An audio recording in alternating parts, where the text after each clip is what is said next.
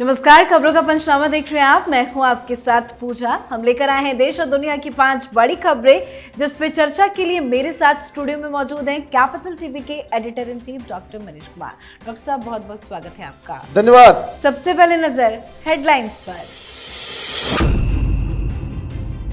संसद में हुई सुरक्षा चूक पर पीएम मोदी का आया पहला रिएक्शन। कहा, यह घटना काफी चिंताजनक, गहराई से हो जांच, इस पर राजनीति ना करे विपक्ष।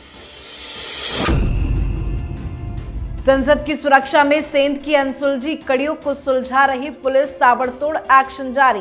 दिल्ली पुलिस के हाथ लगे अहम सबूत, राजस्थान से जले हुए मोबाइल बरामद।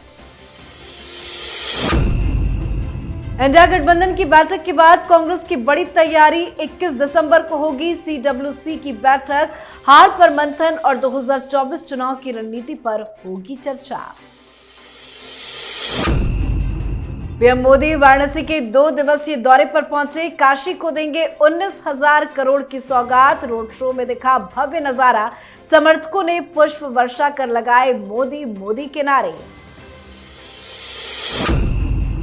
इंडिया गठबंधन में फिर फंसा पेच। पंजाब की सभी 13 सीटों पर अकेले लोकसभा चुनाव लड़ेगी आप। केजरीवाल ने भटिंडा से दिया बड़ा संकेत। खबरों की शुरुआत में सबसे पहले बात संसद की सुरक्षा में हुई चूक को लेकर पीएम मोदी के बयान की। संसद की सुरक्षा में चूक वाली घटना पर प्रधानमंत्री नरेंद्र मोदी ने पहली प्रतिक्रिया दी है। पीएम मोदी ने कहा कि संसद परिसर में हुई घटना चिंताजनक है और इसकी गहराई से जांच जरूरी है, इसलिए जांच एजेंसियां इस घटने की सख्ती से जांच कर रही है। इसके साथ ही प्रधानमंत्री ने कहा कि ऐसे विषयों पर वाद विवाद या प्रतिरोध से सभी को बचना चाहिए। इस पूरी घटना पर पीएम मोदी ने पहला बयान दिया है। पीएम का संदेश विपक्ष को कितना महंगा पड़ेगा? देखिए, प्रधानमंत्री मोदी ने जो बातें कही उसमें 2 बातें बिल्कुल सोचनीय विचारणीय है। पहली चीज वो ये कह रहे हैं कि गहन जांच वो इसलिए क्योंकि ये पता करना जरूरी है कि वो कौन लोग हैं, किस तरह के तत्व हैं। जो शब्द दैनिक जागरण के इंटरव्यू में उन्होंने इस्तेमाल किया है कि क्या तत्व, तो मतलब बिल्कुल साफ है कि प्रधानमंत्री मोदी को इस इन्वेस्टिगेशन के बारे में आईबी, रॉ, सब तरह से उनको जानकारियां मिल रही होंगी। तो ये एक संदेश कि इस पूरी साजिश के पीछे एक संगठित लोग काम कर रहे थे, और दूसरा ये कि प्रधानमंत्री मोदी इस विषय को जीवित रखना चाहते हैं। कारण संसद सत्र चल रहा है, प्रधानमंत्री को कुछ भी बयान देना था संसद के अंदर देना था, वो जानबूझकर के इंटरव्यू के दौरान दे रहे हैं। इसका मतलब ये है कि कल बवाल मचेगा। संसद में विपक्ष बोलेंगे कि भाई बाहर क्यों आपने कहा, अंदर क्यों नहीं कहा, हम अंदर स्टेटमेंट चाहते हैं। तो ये जीवित रहेगा और 1-2 दिन के अंदर जब स्पेशल सेल की तरफ से पूरी जानकारी आ जाएगी तो विपक्षी पार्टियां अपने वामपंथी मित्रों को बचा नहीं पाएंगे। जी, तो संसद की सुरक्षा में हुई चूक को लेकर पीएम मोदी ने भी कड़ा संदेश दे दिया है। साथ ही दिल्ली पुलिस जबरदस्त एक्शन में है। घटना के मुख्य आरोपी ललित झा समेत 6 आरोपी पुलिस के गिरफ्त में हैं, जिससे लगातार दिल्ली पुलिस की स्पेशल सेल की टीम पूछताछ कर रही है। खबरों के मुताबिक जल्द पुलिस इस मामले में आरोपियों को संसद में ले जाकर क्राइम सीन रिक्रिएशन करा सकती है। तो वहीं दिल्ली पुलिस के हाथ अहम सबूत लगे हैं। राजस्थान से आग में जलाए गए फोनों को बरामद कर लिया गया है और आगे की जांच जारी है। अब तक की हुई जांच में क्या कुछ ताजा अपडेट है? देखिए, ताजा अपडेट यह है कि दिल्ली पुलिस स्पेशल सेल के सूत्र की तरफ से ये जानकारी आ रही है कि अलग अलग लोगों से पूछताछ जो की गई तो इनकी कहानियों में बहुत झोल है। ये जो 6 लोग गिरफ्तार हुए हैं सब अपनी अपनी अलग अलग कहानी बता रहे हैं, वो मेल नहीं खा रही हैं, उसमें बहुत लूप होल्स हैं। मतलब ये कि सब के सब ट्यूटर्ड कहानी बता रहे हैं, जो अपने हिसाब से अपने आप में एक बहुत बड़ा हथियार इस दिल्ली पुलिस को मिलेगा जब ये मसला कोर्ट के अंदर जाएगा। तो पहली चीज ये। दूसरी चीज, इसमें रिक्रिएशन किया जा रहा है।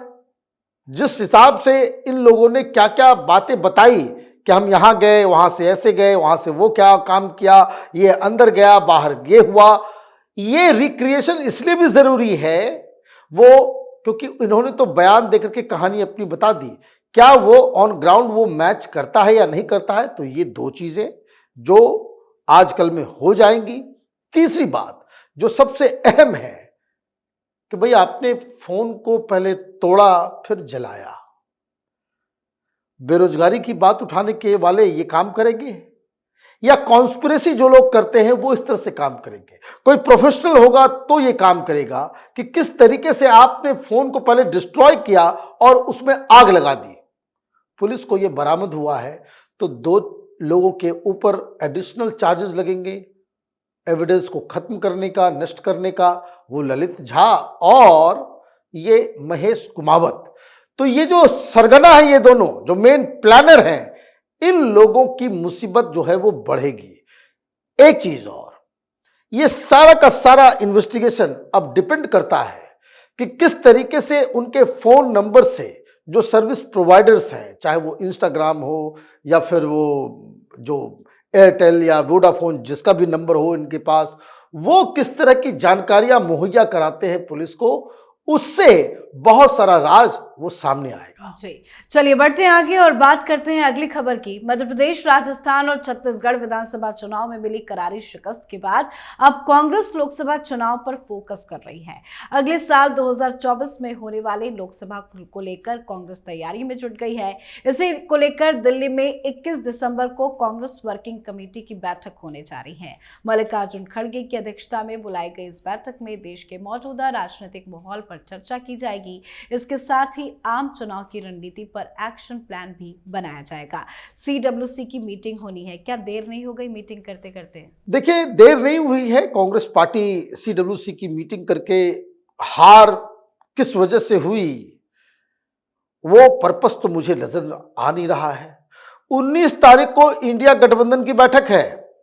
वहां जो फैसला होगा, जो मूड होगा और अलग अलग लोग क्या फैसला सुनाते हैं, क्या दबाव, क्या मांगे हैं अलग अलग पॉलिटिकल पार्टीज की, उसके लिए ये मीटिंग बुलाई जा रही है। लेकिन उसको बताया ये जा रहा है कि 3 चुनाव में जो हार हुई है, भाई हार हुई तो अभी तो पहले से ही आप लोग ईवीएम कर रहे हो। भाई दिग्विजय सिंह ढिढोरा पीट रहे हैं।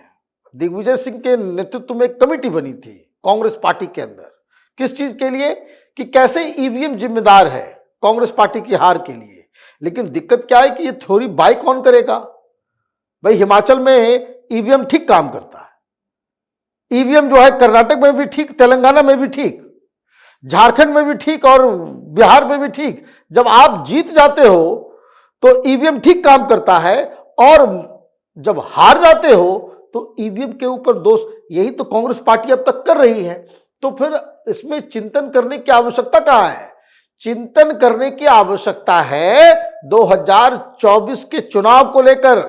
तो ये दरअसल कांग्रेस पार्टी के नेता मिलकर ये तय करेंगे कि कैसे इंडी गठबंधन के जो अलग अलग पार्टियां हैं उनको टोपी पहनाया जाए। जी, अब बात करते हैं पीएम मोदी के वाराणसी दौरे की। प्रधानमंत्री नरेंद्र मोदी आज अपने संसदीय क्षेत्र वाराणसी के 2 दिवसीय दौरे पर पहुंचे। इस दौरान वो काशी और आसपास के क्षेत्रों के विकास के लिए 19,000 करोड़ रुपए से अधिक की 37 परियोजनाओं का शिलान्यास एवं उद्घाटन करेंगे। नमो घाट से काशी तमिल संगमम के दूसरे संस्करण की शुरुआत, विकसित भारत संकल्प यात्रा के कार्यक्रम से लेकर तमाम महत्वपूर्ण कार्यक्रम शामिल है। पीएम मोदी ने काशी में आज लंबा चौड़ा रोड शो भी किया, जिसमें लोगों की भारी भीड़ नजर आई। पुष्प वर्षा कर लोगों ने पीएम मोदी का भव्य स्वागत किया। 2024 का चुनाव नजदीक है, काशी को इतनी सौगात, जनता का आशीर्वाद मिलेगा? भाई काशी से जो आज तस्वीरें आई, ऐसा लग रहा है कि भाई क्या वेलकम लोग कर रहे हैं।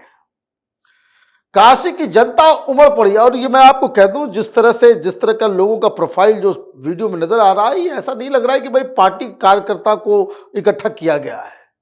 लोग एक झलक पाने के लिए, तो ये 2-3 चीजें बताता है। भाई 10 साल बहुत होते हैं, प्राइम मिनिस्टर रहते हुए भी लोगों में इतनी खुशी, इतना जज्बा प्रधानमंत्री को लेकर के, तो ये बताता है कि 2024 के लिए जो शुरुआत कैंपेन की प्रधानमंत्री मोदी ने शुरू कर दी है, ये देख करके इसलिए नीतीश कुमार घबरा गए थे। उनको शायद पहले ही अंदेशा हो गया होगा, भाई काशी जाकर के मोदी को तो कम से कम चैलेंज ना करे।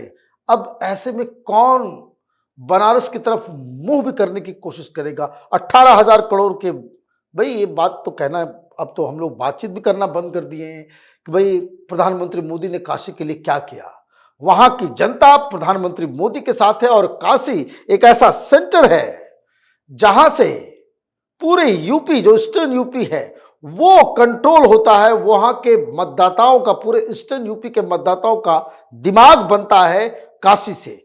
तो प्रधानमंत्री मोदी ने एक अच्छी शुरुआत की है।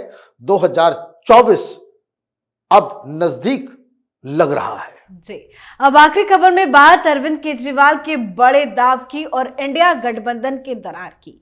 19 दिसंबर को इंडिया गठबंधन की अहम बैठक होने वाली है और इससे ठीक पहले अरविंद केजरीवाल ने आज पंजाब से बड़ा इशारा कर दिया है। केजरीवाल ने पंजाब के लोगों से 13 में से 13 लोकसभा सीटें मांगी है। केजरीवाल के इस बयान के बाद पंजाब में सीट शेयरिंग कैसे होगी, इस पर सवाल खड़े हो रहे हैं। ऐसे में एक बार फिर से पंजाब में सीट शेयरिंग को लेकर कांग्रेस पार्टी और आम आदमी पार्टी में टकराव बढ़ सकता है। ये कौन सा नया दाव है अरविंद केजरीवाल का? देखिए, वहां तो अजीबोगरीब कहानी नजर आ रही है। आज वहां कांग्रेस का जो यूथ विंग है वो प्रोटेस्ट कर रहा था, लॉ एंड ऑर्डर स्थिति खराब है, तो वहां पुलिस वाले लाठी चला रहे थे, वाटर कैनन चल रहा था कांग्रेस के ऊपर। ये इंडी गठबंधन है, गठबंधन वाले हैं ये लोग। और केजरीवाल उसके 2 घंटे के बाद पहुंचते हैं और वहां कहते हैं कि भाई पंजाब की 13 के 13 सीटों पे आम आदमी पार्टी लड़ेगी। कांग्रेस पार्टी से वो कह रहे हैं कि सारी सीटें हमें दे दो। कल दिल्ली में कहेंगे भाई सारी सीटें हमें दे दो। केजरीवाल का प्लान क्या है? केजरी का प्लान बिल्कुल साफ है कि लोकसभा में ज्यादा से ज्यादा सीटें हमारे पास हो। वो कैसे होंगी? वो कांग्रेस को ब्लैकमेल करके। ब्लैकमेल किस तरीके से? 13 और 7 ये 20 सीटों के ऊपर आम आदमी पार्टी लड़े और कांग्रेस उनका समर्थन करे। ये 20 सीटें अगर वो जीत जाते हैं तो वो कांग्रेस के बाद सबसे बड़ी पार्टी होने का वो मादा रखेंगे, क्योंकि इतनी सीटें और किसी दूसरे इंडिया अलायंस पार्टनर को किसी को नहीं आने वाला। और प्लानिंग इनकी ये है कि और अगर राहुल गांधी पे अगर बात नहीं बनती है, कांग्रेस पार्टी का नेता प्रधानमंत्री के ऊपर बात नहीं बनती है, तो हमारा क्लेम सबसे ज्यादा हो जाएगा, मैं प्रधानमंत्री बन जाऊंगा। This is his calculation. और इसलिए जब ये तीनों ही राज्यों में नोटा से भी कम वोट पाया, हर जगह जमानत जब्त हो गई आम आदमी पार्टी की। ये लोग राजस्थान में भी लड़े, मध्य प्रदेश में भी, छत्तीसगढ़ में भी, लेकिन कुछ नहीं हासिल हुआ। तो भी रिजल्ट के बाद क्या ट्वीट किया केजरीवाल ने? आम आदमी पार्टी के लीडर क्या कह रहे थे कि अब नॉर्थ इंडिया में सबसे बड़ी पार्टी अपोजिशन की वो आम आदमी पार्टी है। तो उनका कैलकुलेशन बिल्कुल साफ है। केजरीवाल तो यहां से क्लियर है, उसको क्या चाहिए? 20 सीटें चाहिए और उसको ये लगता है भाई कांग्रेस पार्टी साथ में आ जाएगी, 20 की 20 सीटें मुझे जो है वहां पे जीत हासिल हो जाएगी। लेकिन सवाल राहुल गांधी के ऊपर है, कांग्रेस पार्टी के ऊपर है कि हर बार कांग्रेस पार्टी को हरा के, कांग्रेस पार्टी को तबाह करके केजरीवाल अपने आप को मजबूत करते हैं। तो क्या इस बार भी राहुल गांधी केजरीवाल के सामने घुटना टेकेंगे? ये एक बड़ा सवाल है जो CWC की मीटिंग के बाद मालूम चलेगा। जी, बहुत बहुत धन्यवाद समझाने के लिए। धन्यवाद। खबरों का पंचनामा में आज के लिए फिलहाल इतना ही। देश विदेश की बाकी खबरों और उनके सटीक एनालिसिस के लिए देखते रहिए कैपिटल टीवी। हमें लाइक कीजिए, शेयर कीजिए और कैपिटल टीवी को सब्सक्राइब कीजिए। नमस्कार।